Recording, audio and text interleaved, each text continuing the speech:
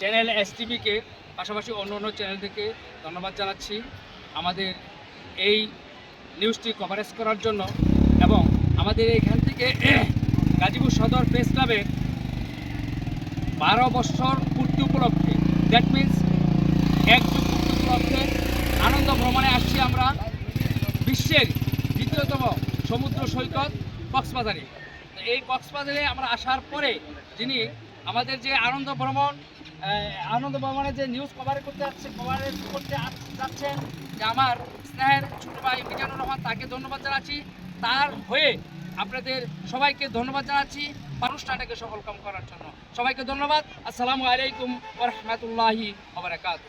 ধন্যবাদ সিদ্দিক ভাইকে।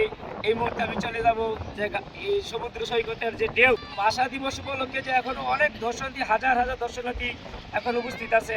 এই মুহূর্তে আমি চলে যাব আপনাদের সরাসরি দেখানোর জন্য।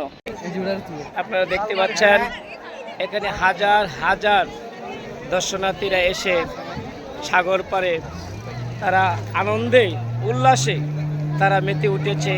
শিশু বাচ্চারা আছে এবং স্পিড বোট সহ বিভিন্ন ধরনের জাহাজ, ট্রলার, উদ্ধার বাহিনী এবং টুরিস্ট পুলিশ রয়েছে। সাগরের যে হাজার হাজার মানুষ এখানে, এই যে আমি দেখাতে চেষ্টা করছি যে সাগরে যে দর্শনার্থীরা আছে।